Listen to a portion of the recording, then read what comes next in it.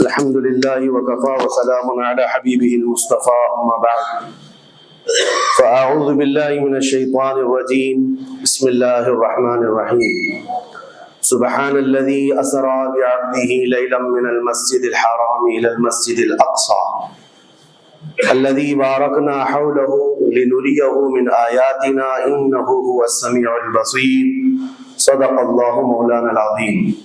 بارگاہ رسالت معاب صلی اللہ علیہ وسلم میں درود پاک کا ہدیہ پیش کریں۔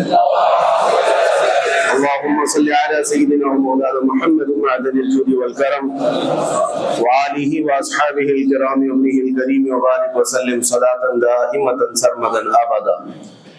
عزیزان گرامی وقار، جن حالات میں آج ہم جمعہ کی نماز ادا کرنے آئے ہیں، دنیا بھر میں قبل اول بیت المقدس کے معاملے کو لے کر ایک عجیب ماحول پیدا ہو چکا ہے۔ دنیا دو دھڑوں میں تبدیل ہے آج، اور یقیناً کیوں نہ اثر کرے کہ میرے آقا صلی اللہ تعالی علیہ وسلم نے ارشاد فرمایا،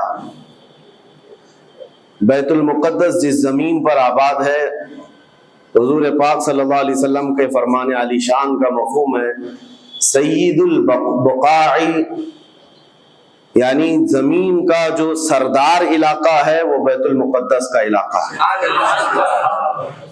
مسجد اقصی جہاں پر آباد ہے اس کو سید البقاع کہا گیا ہے، اور یہ بھی روایت میں ملتا ہے سید الصخرہ، گنبدوں میں اگر کوئی سردار گنبد ہے تو وہ بیت المقدس کے لیے کہا گیا ہے۔ اور قرآن نے یہ فرمایا الذی بارکنا حولہ، مسجد اقصی کے متعلق فرماتا ہے رب تعالی کہ وہ مسجد اقصی جس کے ارد گرد ہم نے برکتیں رکھی لنریہ من آیاتنا، تاکہ ہم اپنی نشانیاں انہیں دکھائیں۔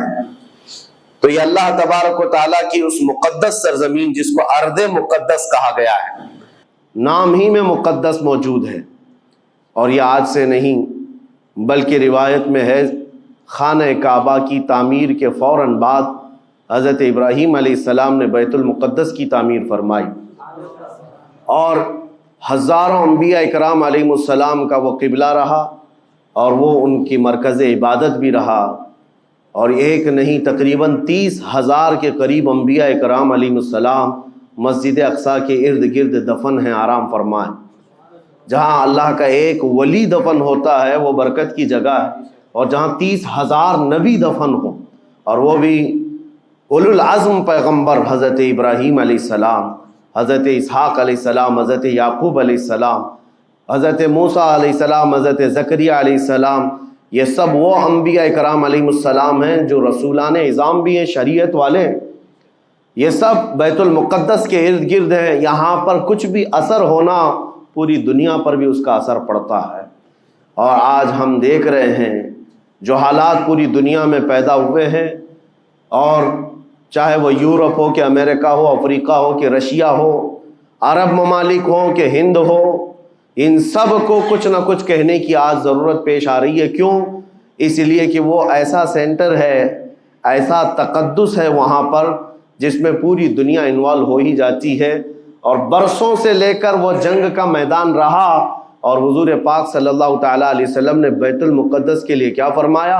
صحابہ نے جب اس زمین کے بارے میں پوچھا تو میرے آقا نے فرمایا وہ حشر و نشر کی جگہ ہے، حشر و نشر کی جگہ ہے، یعنی قیامت کے قریب سارے لوگوں کو ادھر ہی ہانک دیا جائے گا، اور قیامت وہیں آنی ہے۔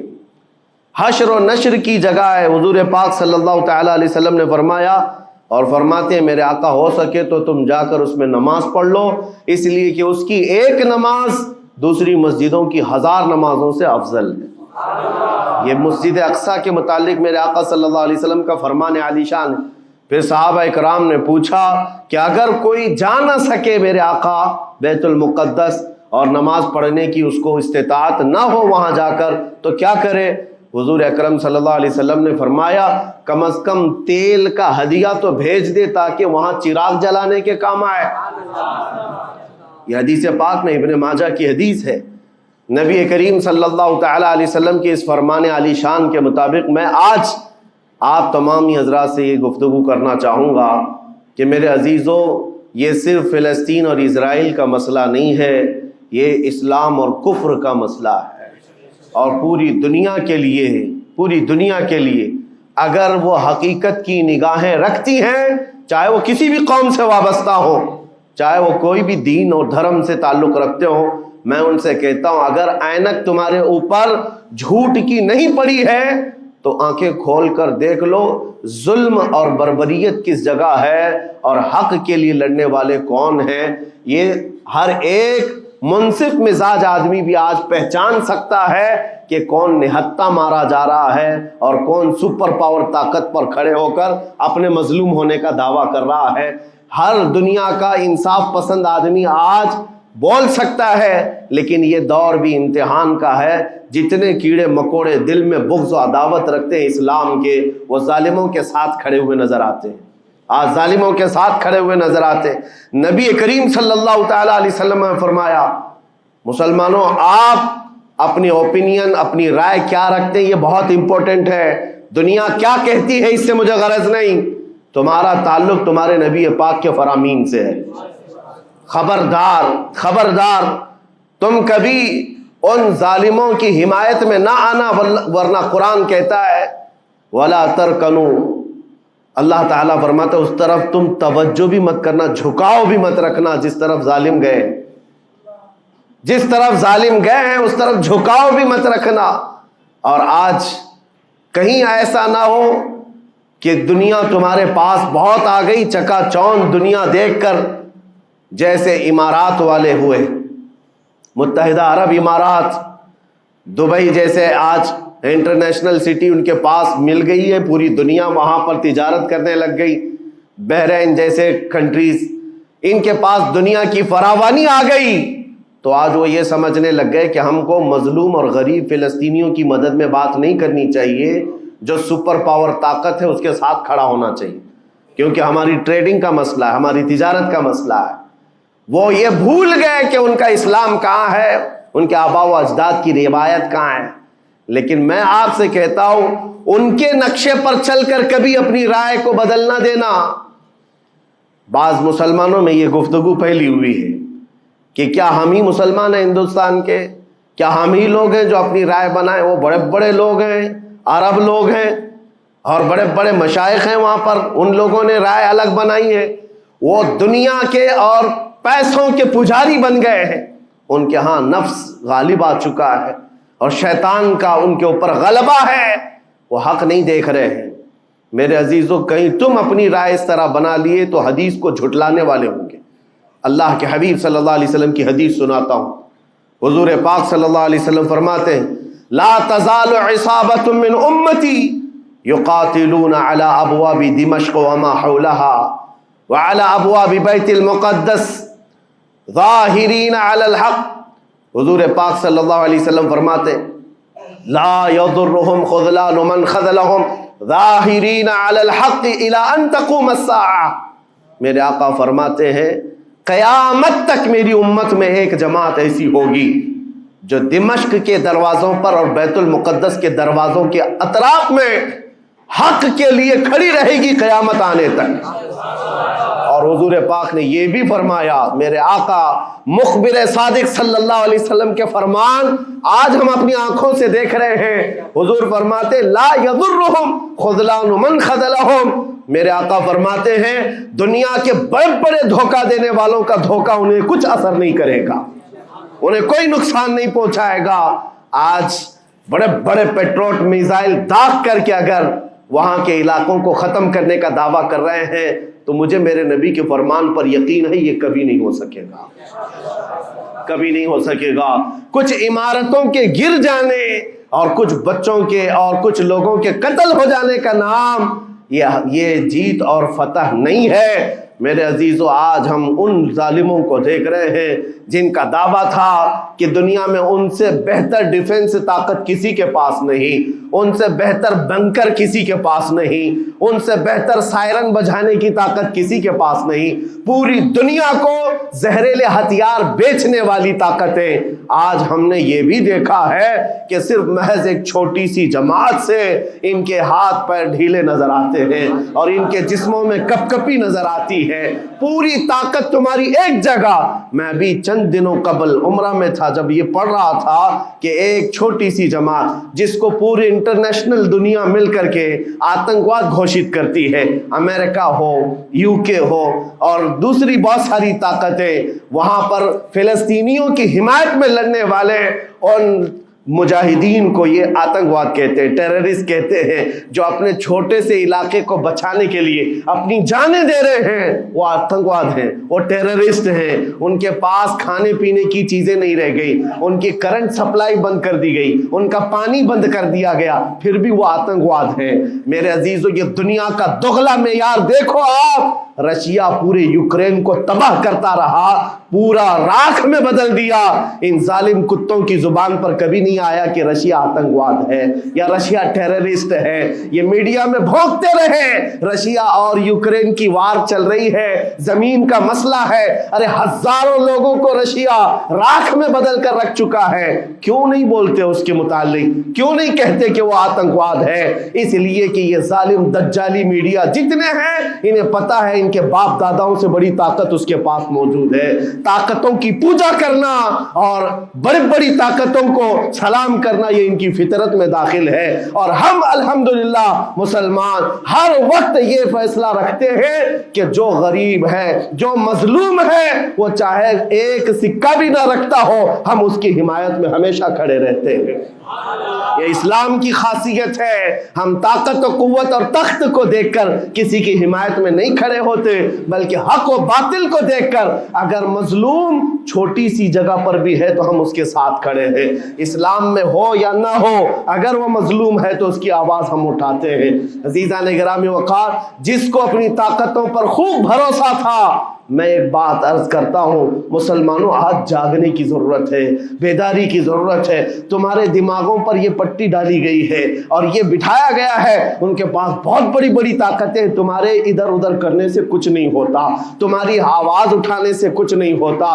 رب تبارک و تعالیٰ نے تمہیں یہ ظاہر کر دیا کہ میں ابھی پڑھ رہا تھا اس چھوٹے سی علاقے میں, غزہ پٹی میں, بڑی بڑی دنیا کی 4 تنظیمیں, خفیہ خبر رساں ایجنسیاں موجود ہیں جو ان کی خفیہ خبریں ہر وقت پہنچاتی ہیں. وہ اسرائیل کی بھی ہے, امریکہ کی بھی ہے, اور سعودی عرب کی بھی ہے, اور ایجپٹ کی بھی ہے. 4 بڑے بڑی کنٹریز کی خفیہ ایجنسیاں کام کر رہی ہیں, اور سب کی سب خفیہ خبر رساں ایجنسیاں فیل ہو گئی, ناکام ہو گئی. اس کے باوجود اسرائیل کے درندوں کو یہ وحشتناک چیز دیکھنی پڑی. دنیا آج اس میں حیرت میں ہے کہ ایسا کیسے ہو گیا, ایسا کیسے فیل ہو گیا, یہ سسٹم کیسے کام نہیں کر سکا, ہمیں پہلے سے اطلاع کیسے نہیں ملی.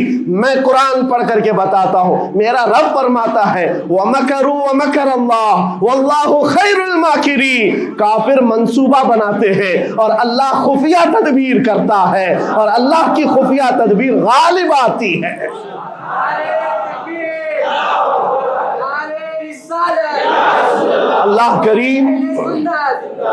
اللہ کریم جب خفیہ تدبیر فرماتا ہے, سارے سسٹم فیل ہو جاتے ہیں, دنیا کی طاقتیں ہیچ ہو جاتی ہیں.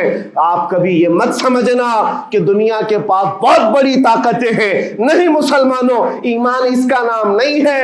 اقبال نے بہت پہلے کہا تھا, اللہ کو پامرد مومن پہ بھروسہ, ابلیس کو یورپ کی مشینوں کا سہارا. ان کے پاس یورپ کی مشینوں کا سہارا ہے, لیکن مسلمان کو اپنے رب کی طاقت پر بھروسہ ہے. میرا رب غالب حکمت والا ہے اور وہ قدرت والا ہے. جس وقت رب تعالیٰ چاہے, کیا آپ نے تاریخ نہیں پڑھی, وہ اگر اپنے نبی کی حفاظت کرنا چاہے تو مکڑی کے جال سے حفاظت کرتا ہے, کبوتری کے انڈوں سے حفاظت کرتا ہے. وہ اپنے حبیب کی حفاظت کرنا چاہے اور کسی نبی کی حفاظت کرتا ہے, مچھلی کے پیٹ میں رکھ کر کے یونس کی حفاظت کر رہا ہے, اور ابراہیم علیہ السلام کو آگ میں ڈال کر کے بھی اس تپش سے بچا تماشا رہا ہے اور اسماعیل علیہ السلام کی گردن پر چھری چل رہی ہے، پھر بھی اس چھری سے بچانے والا مولا کون ہے؟ اور سمندر میں اتر جانے کے بعد موسیٰ علیہ السلام کی بڑی فوج کو راستے دینے والا مولا کون ہے؟ آپ جانتے ہیں ابراہیم علیہ السلام کو آگ سے بچانے والا، یونس علیہ السلام کو مچھلی کے پیٹ میں زندہ رکھنے والا، موسیٰ علیہ السلام کو سمندروں میں راستہ دینے والا وہی خدا ہے جو اپنے حبیب کو کفار مکہ کے ہر ظلم سے بچانے والا، ان کے رات کے منصوبوں کو خاک میں ملانے والا، میرے حبیب کو ان کافروں کے سامنے سے ایسے گزارنے والا کہ وہ کافروں کی آنکھیں ہمیشہ کے لیے اندھی ہو کر رہ جائیں۔ وہ مولا کل بھی تھا، آج بھی ہے اور ہمیشہ رہے گا۔ وہ اللہ حی و قیوم ہے، اس کی ذات پر توکل رکھو، یقین رکھو۔ آج دنیا کے ان حالات کو دیکھ کر مسلمانوں کا ایمان اور مضبوط ہو جائے اور مضبوط ہو جائے۔ آپ یہ سوچتے ہوں گے ہمیں کیا کرنا چاہیے، ہم یہاں بیٹھ کر کیا کریں؟ میں تو اس بات کو کہوں گا آپ واٹس ایپ جہاد میں مصروف نہ رہیں، ادھر کی ادھر چیزیں شیئر کرتے ہوئے گھر میں بیٹھ کر کے رات بھر اپنی مرغن غذاؤں میں اور بستروں پر سوتے رہے نہیں۔ اگر تمہارا دل روتا ہے کسی ایک بچے کی آہ پر تم پہنچ تو نہیں سکتے، لیکن کسی غریب کی ایک درد پر تمہارا دل روتا ہے، اللہ کی بارگاہ میں وہ بھی لکھا جاتا ہے، وہ بھی لکھا جاتا ہے اور تم کو ان کے شریکوں میں شمار کیا جاتا ہے۔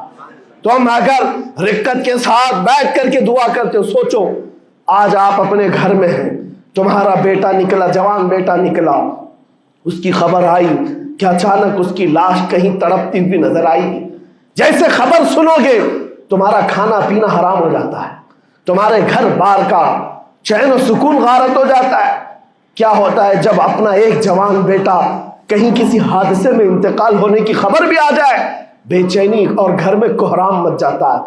یہ چیز کیوں ہوتی ہے؟ کیونکہ تمہارا تعلق ہے، جسمانی بھی روحانی بھی تعلق ہے اپنے بیٹے سے۔ اور میرے آقا نے فرمایا مثل المؤمن کمثل جسد اذا اشتكى عضو تداعى له سائر الجسد بالسهر والحمى۔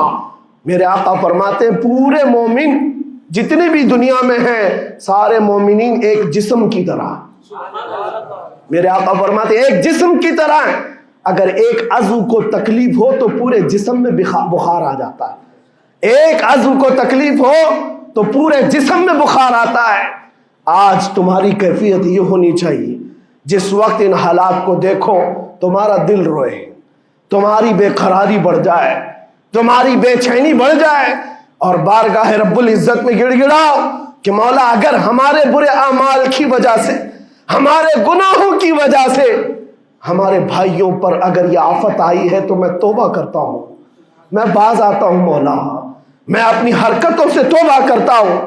آج تمہیں پتا ہے یہ آج کا حادثہ نہیں، اس دنیا کو میں جتنا کوسوں کم ہے جو دغلی پالیسی رکھتے ہیں، جو ڈبل سٹینڈ رکھتے ہیں، ان کو جتنا بولوں کم ہے، میں ڈرتا نہیں ہوں اس بات پر، لیکن آج دل بھرا ہوا ہے ان مظلوموں کی آواز کو سن سن کر کے، جن کے گھروں پر رات بھر بمباری ہوتی ہے، جن کے شہر کا پورا بادل پٹاخوں سے نہیں میزائلوں سے روشن دکھتا ہے۔ میرے عزیزوں کیسی راتیں وہ گزارتے ہیں، ماں رات کو اپنے بچے کو گلے سے لگا کر سوتی ہے، اس کو یقین نہیں ہوتا صبح تک میرا لال میرے ساتھ رہے گا، انہیں پتہ بھی نہیں ان کے دروازوں پر موت دستک دے رہی ہے۔ 5000 سے زیادہ راکٹ داغ کر کے ابھی بھی ختم نہیں کیا گیا، اور ظلم اتنا ہونے کے بعد حیرت ہوتی ہے اس دگلی دنیا پر میڈیا میں بار بار یہ کہا جاتا ہے ان آتنکیوں کا خاتمہ کیا جا رہا ہے، آتنکوادیوں کو نیست و نابود کیا جا رہا ہے، جن کی زمین پر 70 سال سے قبضہ کر کے بیٹھا ہے، دنیا اس پر کچھ نہیں بولنا چاہتی۔ آپ کو پتا ہے ہسٹری جنہوں نے پڑھا نہیں وہ آج بھوک رہے ہیں، جن کو تاریخ معلوم نہیں ہے وہ ٹپنی دینے کی کوشش کر رہے ہیں، ان کو اپنے باپ داداؤں کی تاریخ نہیں معلوم، یہ فلسطین کی تاریخ پر چل پڑے۔ پتا ہے 1917 میں صرف 4000 یہودیوں کو رہنے کی اجازت دی گئی تھی، جب یہ پوری دنیا سے مارے مارے گھوم رہے تھے، ان کے لاکھوں یہودیوں کو مار کر ختم کیا گیا تھا۔ اس وقت فلسطین میں 4000 یہودیوں کو پناہ دی گئی تھی، اور یہ 4000 سے بڑھتے بڑھتے بڑھتے پوری دنیا سے ہجرت کر کے آتے رہے، 1948 में इन्होंने अपने मुल्क का ऐलान कर दिया। दुनिया को ये नहीं पता है, आज सब पता है। नक्शा देख देख करके सब शेयर कर रहे हैं। 1970 में इतना था इजराइल, 40 में इतना हो गया, फिर 67 में इतना हो गया, सब शेयर कर रहे हैं। तुम्हारी अकल मारी गई है जब देख रहे हो कि एक जालिम आदमी किसी के जमीन पर कब्जा करता करता करता पूरा बढ़ गया।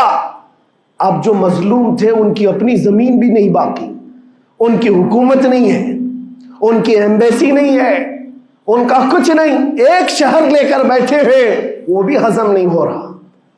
और मैं ये बातें खुलकर इसलिए कर रहा हूं कि मेरे अपने ओपिनियन ही नहीं है, पूरी दुनिया के अक़वाम मुत्तहिदा यूएनए ने कहा है इजराइल को 1967 में जो तुम्हारा इजराइल था वहां वापस चले जाओ। लेकिन ये दादागिरी ऐसी है कि वो किसी की नहीं मानता, ना यूएनए की, ये सब चीजें दुनिया को मालूम है, फिर भी दुनिया ये कहती है इजराइल अपने डिफेंस में काम कर रहा है, अपने डिफेंस में काम कर रहा है। एक कुत्ते की मौत होती है तो पूरी दुनिया बिलबिलाती है, और यहां रोजाना हजारों फिलिस्तीनियों को कत्ल कर देते हो। तुम कत्ल भी करते हो तो चर्चा नहीं होता, हम आह भी करते हैं तो हो जाते हैं बदनाम। ये हालात आज पैदा किए गए। मैं आप हजरात को ये बात कहना चाहूंगा, ये ईमान के मजबूत करने का वक्त आ चुका है। मेरे आका के फरमान पर यकीन करो, अल्लाह की मदद आती है और आकर रहेगी इंशाअल्लाह। और ये हालात आप देख रहे हैं। मैं एक बात और बताकर अपनी गुफ्तगू को समेटता हूं, कसरत से उनके लिए दुआएं करो, कसरत से दुआएं करो, और अपनी गलत आदतों से बाज आकर अल्लाह की बारगाह में मांगो। जाहिर सी बात है, हराम खाते हो और किसी के लिए दुआ करते हो, कहां दुआएं जाएंगी।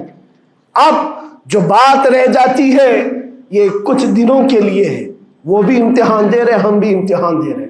ये इम्तिहान की घड़ी गुजरने वाली है और क़यामत के करीब मेरे आका का फरमान हक होकर साफ जाहिर होगा, साफ जाहिर होगा, पूरी दुनिया देखेगी। बाज रिवायात में है कि हजरत सुलेमान अलैहिस्सलाम की रिवायतें भी बयान की गई। क्या आपने फरमाया कि यहूदियों की एक रियासत कायम होगी और सिर्फ 50 साल के बाद उनकी रियासत के कायम होकर 50 साल के बाद क़यामत की बड़ी निशानियां सामने आ जाएंगी। अब वो हालात आ गए, चंद सालों की बात है। जितना खून बहाया था वो खून खत्म होगा और खूने शहीदा से सुबह बहारा आएगी, और एक दिन पूरी दुनिया देखेगी जब बैतुल मुक़द्दस पर अल्लाहु अकबर की सदाएं गूंज रही होगी और इमाम मेहदी का ज़ुहूर होगा। इमाम मेहदी आएंगे और पूरी दुनिया में सिर्फ और सिर्फ इस्लामी परचम लहराएगा इंशाअल्लाहुल अज़ीज़। मेरे आका सल्लल्लाहु अलैहि वसल्लम फरमाते, क़यामत के करीब तुम देखोगे हर चीज यहूदियों के खिलाफ होगी, हत्ता कि पत्थर भी तुम्हें कहेंगे यहूदी यहां छुपा हुआ है, पत्थर भी कहेंगे। और हुजूर ने फरमाया तो ये होकर रहेगा, होकर रहेगा। इसलिए उनकी ताकतों पर न जाओ, उनकी कुव्वतों पर न जाओ। आज जब एक छोटी सी जमात ने तुम्हारे डिफेंस सिस्टम को ललकार कर रख दिया है, वो वक्त भी आएगा जब खुदाए जलालो जबरूत वाले मालिक खुदा को, अल्लाह करीम को, जब ये दिखाना होगा कि अल्लाह ताला ईमान वालों की कैसी मदद करता है, तो वो दिन भी देखोगे जब कीड़े मकोड़े और हशरात की तरह जालिम हुकूमतें फना हो जाएंगी। इंशाअल्लाह वो वक्त आएगा। लेकिन आप तमाम हजरात अपने दिलों में रिक्कत तारी करें, अपने दिलों में उन गरीबों के लिए, उन मजलूमों के लिए दुनिया क्या भोगती है इसकी तरफ न जाओ। कौन क्या कहता है, इन जालिमों को उनके साथ खड़े होने में शर्म नहीं आती। आपको पता है यहाँ हमारे हिंदुस्तान में भी बहुत सारे आज निकले हुए सोशल मीडिया पर जंग कर रहे हैं और इनको लगता है इजराइल के साथ खड़े। आपको पता है इजराइल एक ऐसी यहूदी रियासत है जो पूरी दुनिया के किसी भी धर्म को नहीं मानते। मुसलमानों के भी वैसी दुश्मन, हिंदुओं के भी दुश्मन, ईसाइयों के भी दुश्मन। इनको पता ही नहीं है, इनको लगता है वो हमारा साथी है, मुसलमानों को मार रहा है तो हमारा साथी। جبکہ وہ صاف انکار کرتے ہیں کہ بتوں کی پوجا کرنے والوں سے ہمارا کوئی رشتہ ہی نہیں. وہ یہودی ہیں.